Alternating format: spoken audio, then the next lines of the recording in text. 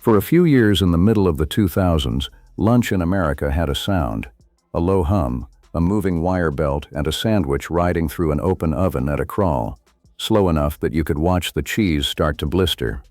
Then came the smell, and the smell was the whole argument. Toasted bread, melted cheese, warm meat, drifting out the door of a little shop and onto the sidewalk. That was Quiznos.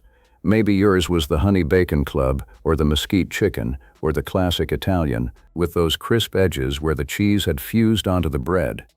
The television ads hammered one word into the country's head, toasty, and the word did its job. You did not have to look for a Quiznos, because at the peak there were more than 5,000 of them.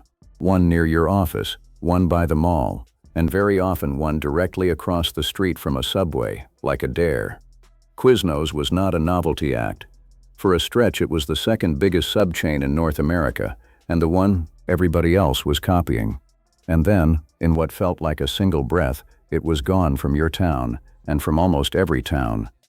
Here is the strange part of this autopsy. The customers never really turned on the sandwich, toasting one so thoroughly that nearly every sandwich counter in America now runs a toaster, which means you can stand in line at any of them and smell Quiznos' legacy. Quiznos died because of who its real customer was. It did not make its money selling sandwiches to you. It made its money selling everything else, the meat, the bread, the paper, the napkins, to the people who owned the stores. That sounds like an accounting footnote. It is the murder weapon, and this autopsy will show you exactly how it was used. Hold on to it, because when the price war came, that one design choice decided everything. Jimmy Lambatus was a chef, not a salesman. He had run the kitchen at a Denver steakhouse, famous for feeding Elvis, and by the late 70s, he had his own Italian restaurant. In 1981, he and a partner opened a sandwich shop on a corner in the Capitol Hill neighborhood of Denver, at 13th and Grant, and he built it like a chef would. Baguette-style bread, his own dressings, real recipes, and he ran the sandwiches through an oven because heat, he liked to say, brings out the flavor in just about anything. In a world of cold cuts slapped on cold bread, a toasted sub was not a gimmick. It was simply a better sandwich, and people could taste that. The men who turned that shop into an empire were not chefs. Rick Shadden was a 23-year-old customer who overheard a man at the counter call it the best sandwich he had ever eaten. And in 1987, he and his father Richard, an aviation attorney, opened a Quiznos franchise of their own in Boulder.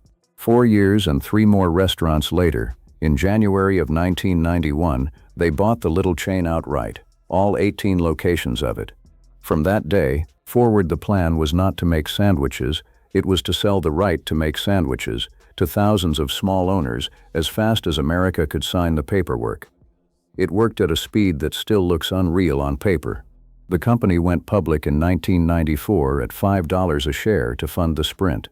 103 restaurants by 1995, 278 by 1997, which made it the third biggest sub-franchise on earth. By 2000, the count passed 1,000. The Shaddens took the company private again in 2001 and kept flooring it. Every strip mall developer in the country knew the pitch, and the pitch was good because the product genuinely was. But understand what was actually being sold in those years, because it was not sandwiches. It was the dream of owning a small business with a national brand over the door, and it was mostly bought by first-time operators who signed over their savings to get it. Every signature was revenue for Denver, whatever happened to the store afterward. Remember that, because it is where the bodies come from later. Then came the strangest marketing swing of the decade. In February of 2004, Quiznos put its advertising in the hands of the Spung Monkeys, a pair of deranged rodent-like creatures with floating eyes and crooked teeth, shrieking that they love the subs because they are good to us. They were the work of a British animator, and in their first life, as an internet video, they had sung about the moon. Quiznos paid to have them sing about sandwiches instead. The company reportedly fielded tens of thousands of complaint calls within the first week, and at least one franchisee taped a sign to his window disowning the ads. But everyone was talking about Quiznos, and the machine kept selling. By 2007, the brand stood at its summit, more than 5,000 locations worldwide, roughly 4,700 of them in the United states and close to $2 billion a year in American sales. Only Subway was bigger. From a chef's corner shop to a continental empire in 26 years, and almost none of it built with the company's own money. That is the part to slow down on, because the empire had a load-bearing flaw, and it was not the menu. A Quiznos franchise came with a rule book, and the rule book said the owner had to buy nearly everything through suppliers the company designated. Suppliers Quiznos itself sat behind: the meat, the bread, the sauces, the cups, the bags. Owners came to believe those prices carried a hidden markup, that they were paying above the going rate so the company could skim the difference off the top of every case of turkey. Quiznos always denied it, insisting it simply produced food at market prices. But think about what the arrangement meant either way.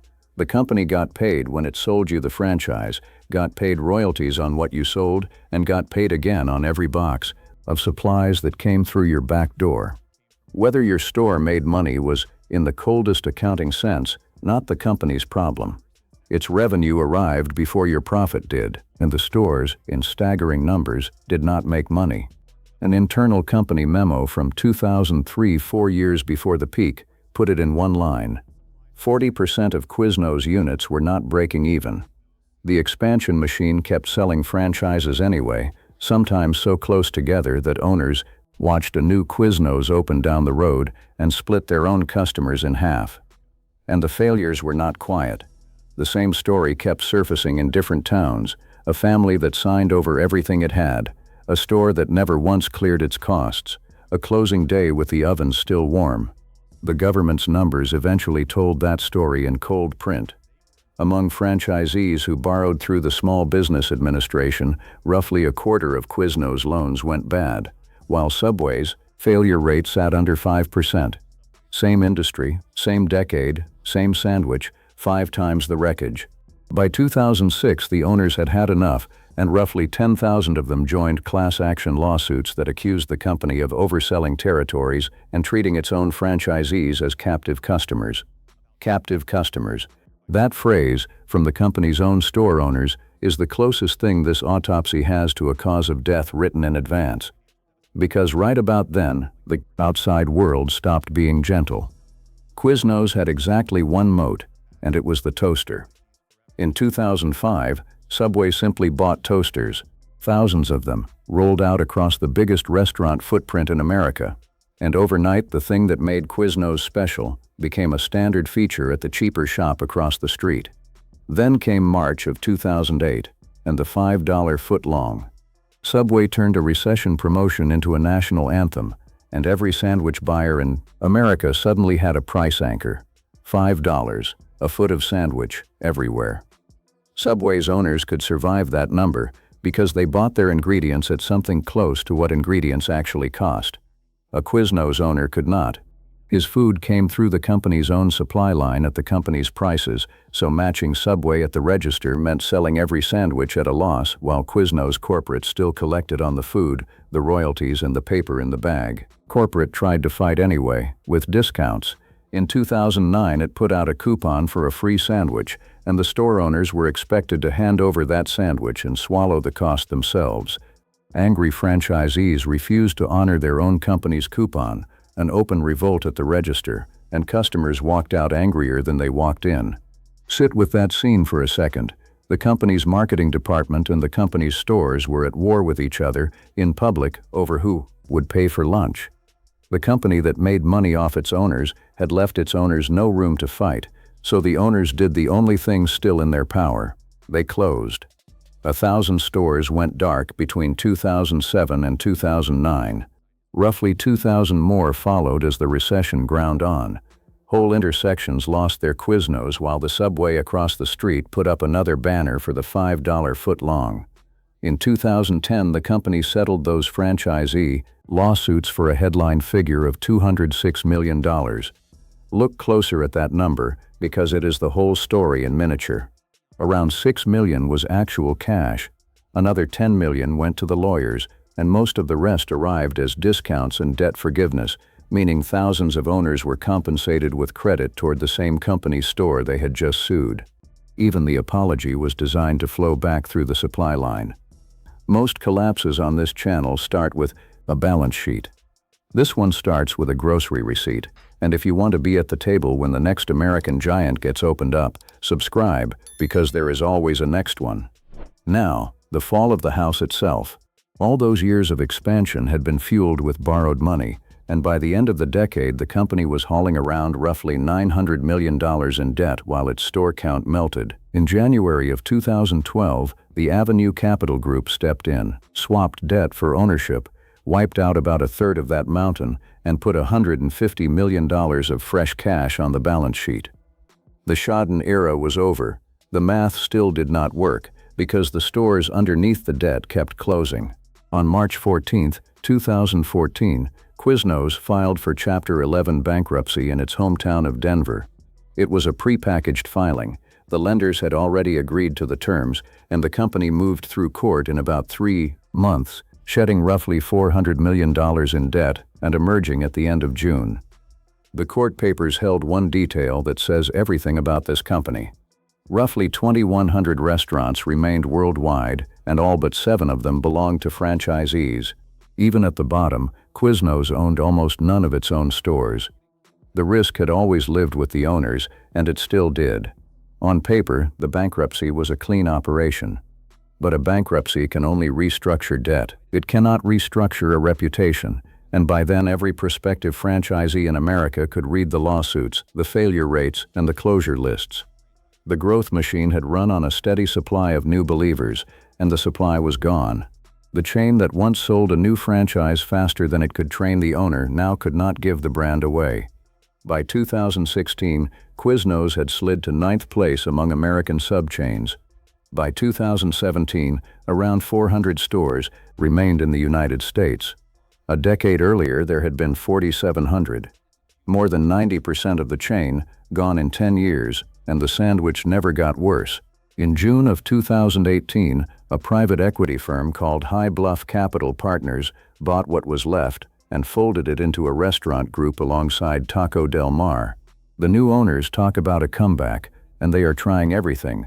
Smaller counters inside gas stations, dual-brand storefronts, fresh leadership. In the spring of 2025, the group installed a new chief executive to lead yet another run at a revival, betting that a name this recognizable still has to be worth something. Maybe it is. Nostalgia has resurrected Stranger Things, and the sandwich, remember, was never the problem. The reality is quieter. Around 145 Quiznos locations remain in the United States, a few hundred worldwide if you count the international outposts. For most Americans, the brand now exists mainly as a memory triggered by the word toasty. So where did 5,000 stores actually go? Look around your own town, because the buildings are mostly still there. They are nail salons and phone repair shops and taco places now, the way a reef keeps its shape long after the coral has died. And here is the dry punchline of the whole affair. The toaster won. Subway toasts, the gas station toasts. Quiznos was right about the sandwich, completely historically right. It just barely survived being right, because being right about lunch was never the business it was actually in. The lesson from this table is worth keeping. A franchise brand has 2 sets of customers, the people who buy the food and the people who buy the stores, and it only truly answers to one of them. When a chain earns more from its owner's invoices than from its owner's success, every new store is revenue whether it lives or dies.